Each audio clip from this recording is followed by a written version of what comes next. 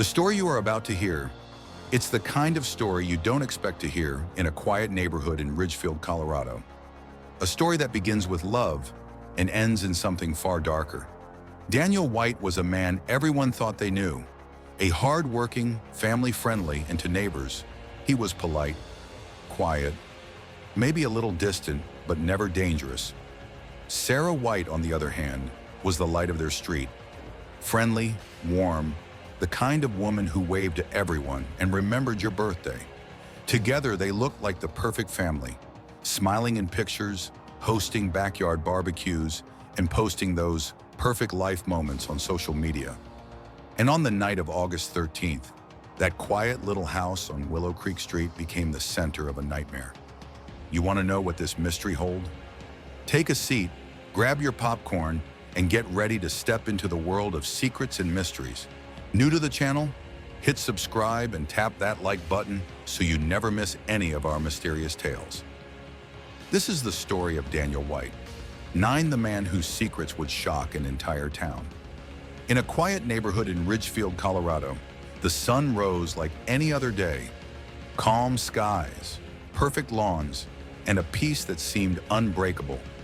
But behind one of those white fences, a storm was already brewing. A storm that would destroy everything it touched. This is the story of Daniel White, the man everyone thought they knew, a husband, a father, a friend, and the last person anyone imagined could hold such darkness inside. Daniel White was 33 years old, an oil field operator with a strong build, an easy smile, and a reputation for being dependable. He lived with his wife, Sarah, and their two daughters, Lily and Ella, aged 4 and 6, in a quiet cul-de-sac lined with maple trees. Neighbors would often see Sarah jogging in the morning, waving cheerfully. She was a bright soul, full of laughter, full of life. She documented everything on her social media. Birthday parties, vacations, dance recitals. Every photo captured a family that seemed perfect. Phone camera click, she took a picture, laughter in background. Just another day with my favorite people, Sarah once posted, with a heart emoji. But behind those smiles, cracks had begun to form. Sarah's friends had started noticing Daniel's change in mood. He wasn't as talkative. He stayed longer at work. Sometimes he didn't come home until midnight. Friend greater than, I thought he was just tired, you know? He worked hard, but lately Sarah said he was cold, distant, and Sarah's suspicions grew stronger when she found something strange. A second phone hidden in the glove compartment of Daniel's truck. Sarah, Daniel, whose phone is this? It's just for work, he said quickly. I didn't tell you because it's not important. But Sarah knew something was wrong. In the weeks that followed, Sarah's bright energy began to fade. Her posts became less frequent. Her smile in photos looked more forced. Friends said she was trying to keep the family together. She didn't want anyone to see the cracks. Meanwhile, Daniel was drifting further away, mentally, emotionally, and physically. Unknown to Sarah, Daniel had begun seeing someone else, a woman from work. It was a secret he thought he could manage. But secrets, as they say, grow heavier when hidden too long. One night, while lying in bed, Sarah turned to him and asked softly, "Are we okay?" There was a long silence. Then Daniel whispered, "Yeah, we're fine," but both of them knew that was a lie. It was another day, August 13th. Sarah had just returned from a trip to visit family. She was tired, but she was hopeful. She wanted to fix things. The last message she ever sent was to her best friend. Greater than, we talked last night, I think things might finally get better. It was the night of August 13th. The house on Willow Creek Street looked quiet from the outside. Just another peaceful night in the suburbs. But inside, the air was thick with tension. Sarah and Daniel had been arguing again, voices rising, words cutting deep. The topic was one that had been haunting their marriage for months. Another woman. "Who is she, Daniel?" Sarah demanded, her voice trembling. Not just from anger, but heartbreak. Daniel tried to brush it off, but the mask slipped. His calm faded into frustration, frustration into rage. The argument spiraled out of control. The neighbors later said they heard muffled voices, Then silence. Minutes turned into hours. Somewhere close to midnight, Daniel was seen moving in and out of the garage. The faint glow of the security light caught a glimpse of him carrying something. Something large, wrapped tightly in black plastic. A neighbor, awake by chance, peered from his window, watching as Daniel lifted the bundle into the back of his truck. Then, without a sound, the truck rolled out of the driveway and disappeared into the dark night. By morning, no one heard from Sarah again. Not her family, not her friends, not even the neighbors who always saw her jogging past their lawns with a smile. By noon, her phone went straight to voicemail.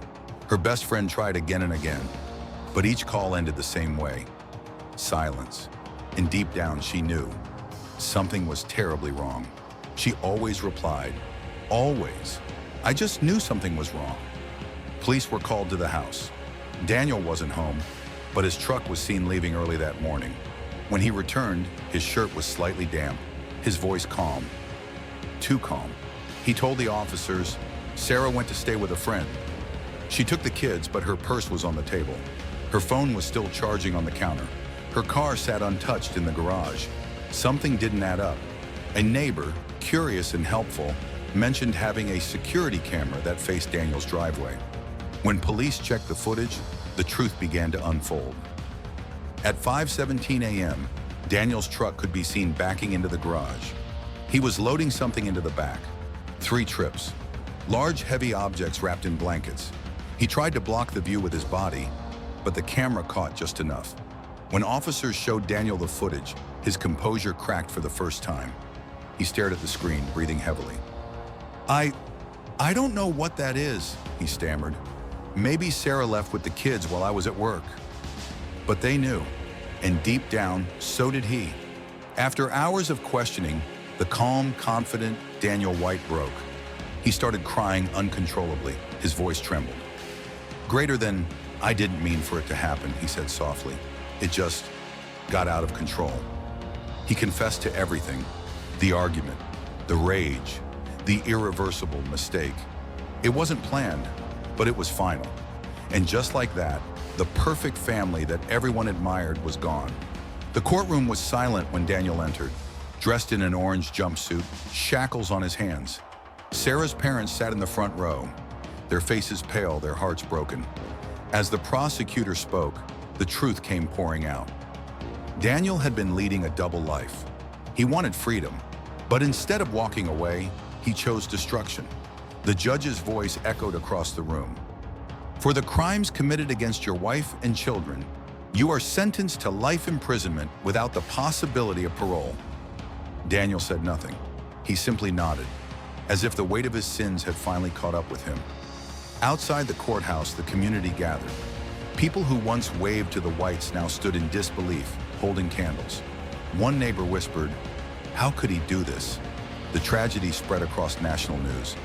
Another story of a man who appeared loving, but was living a lie. At Sarah's memorial, her best friend spoke through tears. She loved fiercely. She forgave too easily, but she didn't deserve this. The sun set over the Ridgefield Cemetery that evening, and the once happy home of the Whites stood silent, curtains closed, untouched since that day.